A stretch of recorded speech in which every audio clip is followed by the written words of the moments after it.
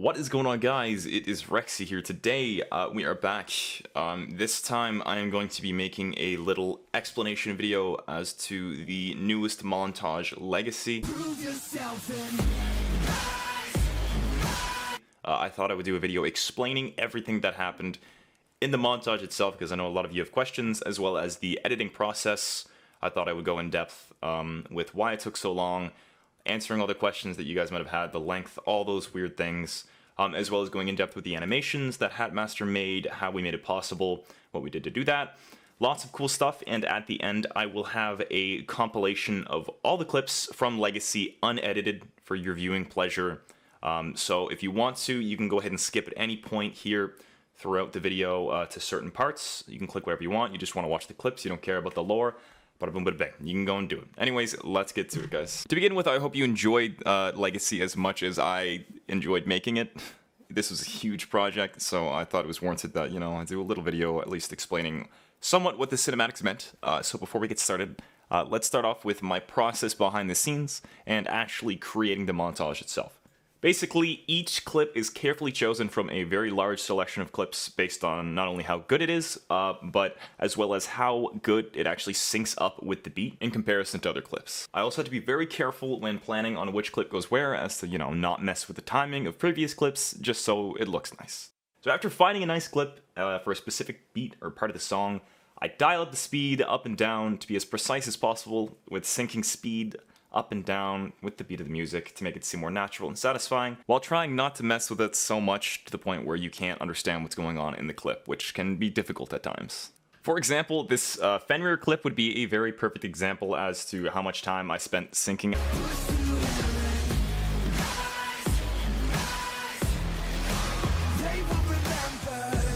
I probably spent more time on this one than anything, because the length of the clip.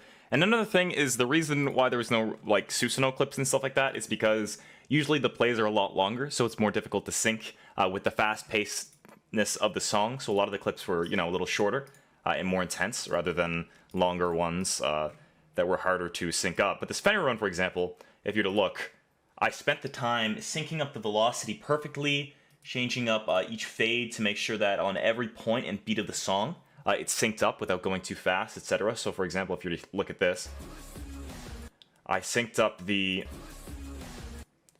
auto attacks with Fenrir so that they linked up, and then the boom sound, I synced that up with the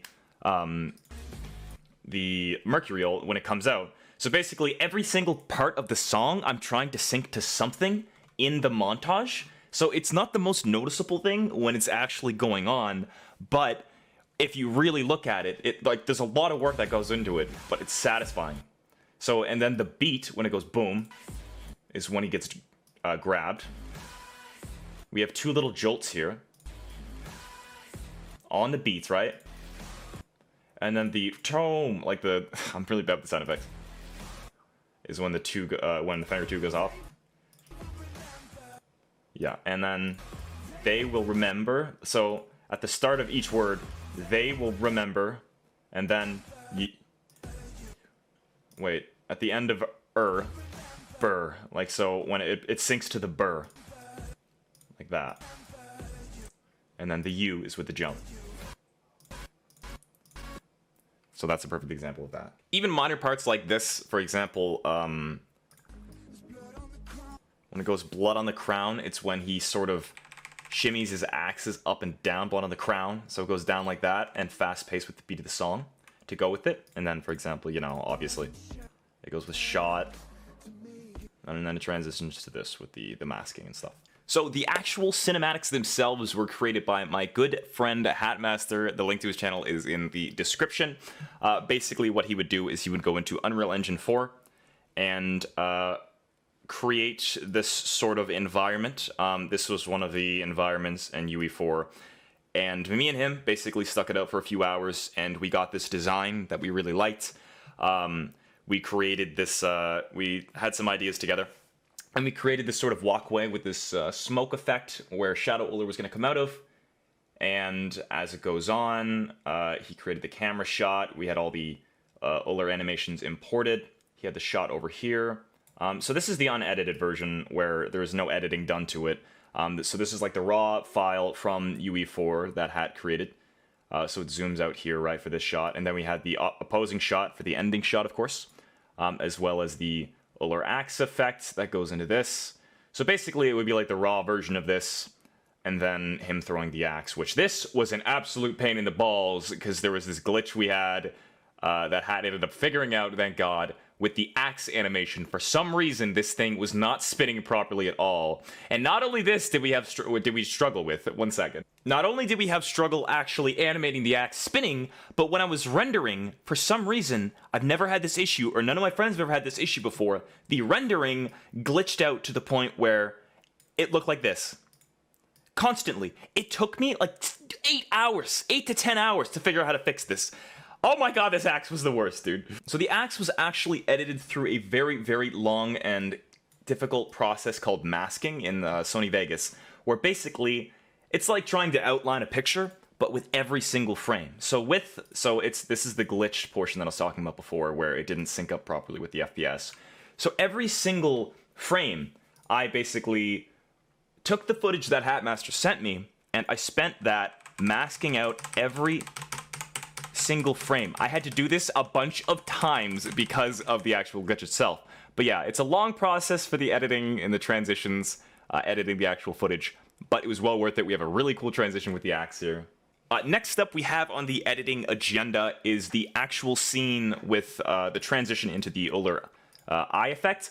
Now, some people actually had some questions with this, and some people didn't understand is that the editing actually stopped from this point on in terms of syncing, as well as transitions and stuff like that. And the reason being for this is because not only they were some of the cooler plays against like really good people and stuff like that, but it was supposed to signify that the montage itself was actually slowing down. And after this clip, if you paid enough attention, this clip right here is from a previous montage, as you can see right here, from movements. I wanted one from separate montages to represent, basically, this is the perspective of Shadow Uller and the previous version of myself, which we will get into when I go into the explanation. But basically, it's Shadow Uller's perspective of previous montages, so some of you may have noticed. They're like, wait a minute, I've seen that before. And then this one as well, this is from Ascension. And this one is from Lightning Reflexes, when I was in the top 5 plays. And then we started into the transition with the eye. So let's get into that. So this lovely little bit of like 5 seconds took me a really, really, really long time. Reason being is, as you can see, comes out of the eye, right?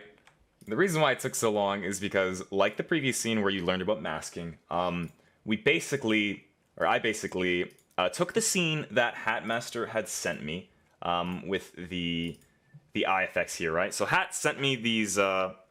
The shadow one is a little different than this one, but essentially he sent me Uller standing there, and then this is the shadow one that I synced up with the upcoming clip, right? So he sent me those, and I took those and I edited into them, and I had an idea where we were going to come out of the eye, because this is coming from the other Uller's perspective, and we had, you know, all these crazy effects with color balances as it got more red and all this.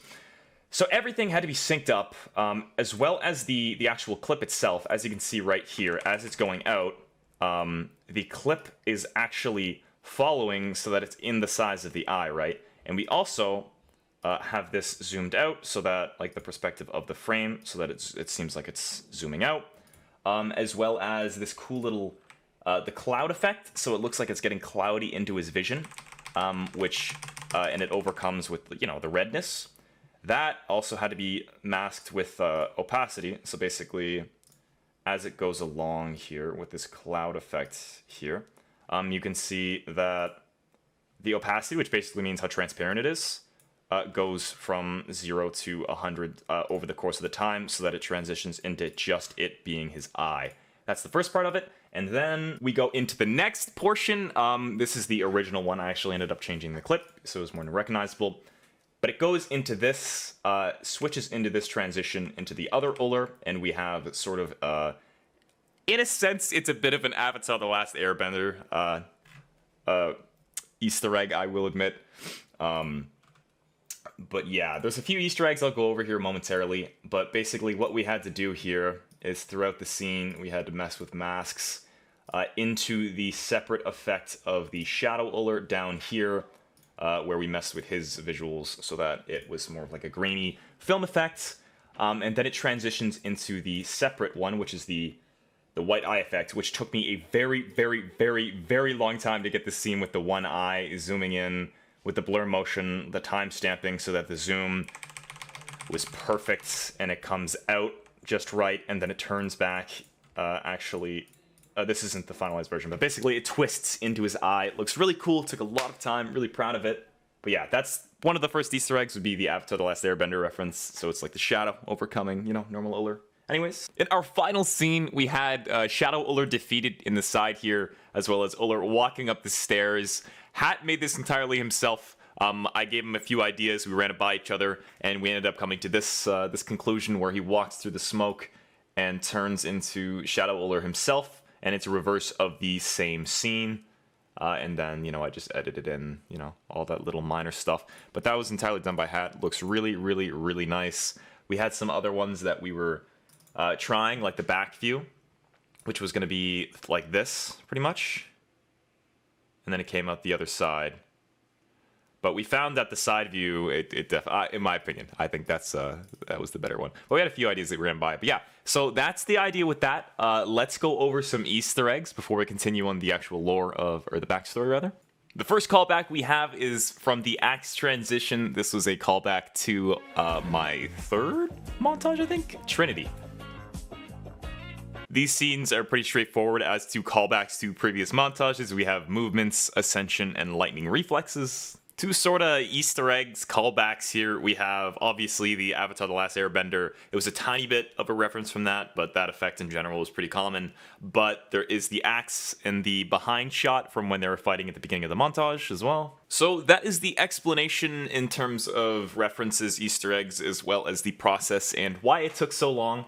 All these reasons pretty much sum it up. Why it took so long to create it, but there is another reason, which is pretty much the premise of the montage itself and why it's called Legacy in the first place. Basically, throughout the years, Smite's player base has improved significantly, which goes without saying, but the more people improve, the harder it can be to differentiate something amazing from, it just being the other person's mistake. That's why nowadays it's so much harder for me to get clips in comparison to, like years ago where I could just get clips every other game because, it was stuff that people hadn't discovered yet. Or plays that just, weren't as common. Nowadays, there's so much information available on YouTube and in Twitch and guides that, it's easier for people to get to the point that we're already at in comparison to, back in the day when it was more about discovering those plays and discovering what you're capable of doing in Smite. So if you're to look back on any of my older montages, as amazing as they are and how much I love them,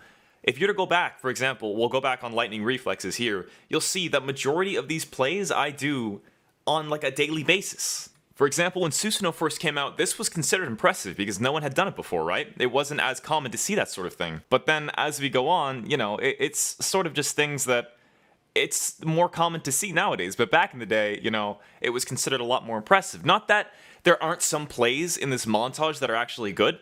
Like, there are some good ones, obviously, but majority of them I wouldn't put in my new montage because they just don't hold up. Because nowadays they're considered average, right? They're things that, I do consistently, and that's why it's harder and harder to make montages as time progresses, right? Which is where the title of Legacy comes in.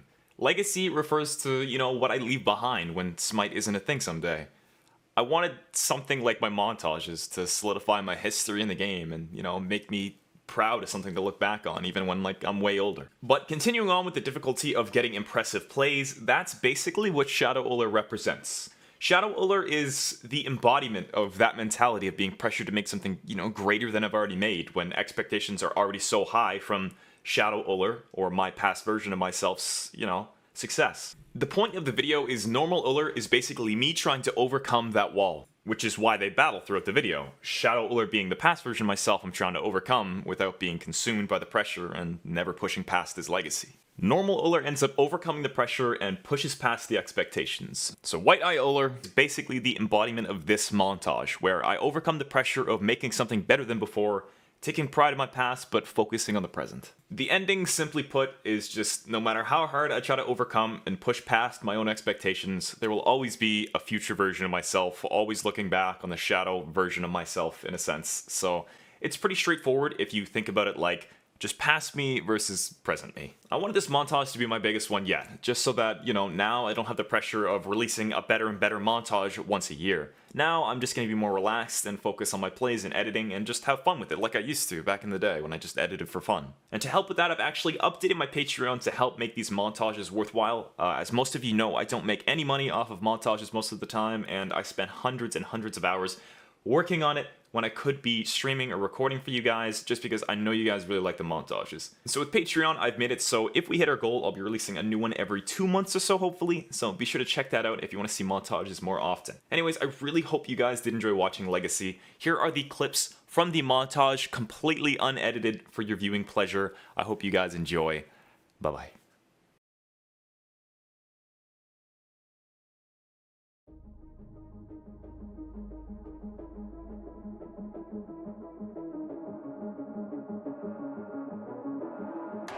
Welcome to the world, no heroes and villains. Welcome to the war, we've only begun. So pick up your weapon and face it. There's blood on the ground, go and take it. You get one shot to make it out alive. So higher and higher you're chasing. It's deep in your bones, go and take it. This is your moment. Now is your time, so prove yourself and rise, rise. Make them remember you. Rise, push through heaven. Rise, rise. They will remember you. Rise. Welcome to the climb up, reach for the summit. Visions brave, the one falls steadily the end. So higher and higher you chase it. It's deep in your blood, go and take it. This is your moment. Take to the skies, go. Prove yourself and rise, rise. Make them remember you. Rise, push through heaven.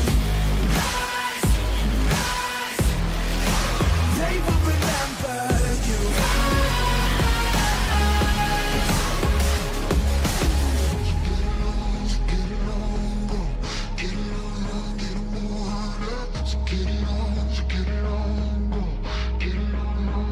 It is your fight among the dead.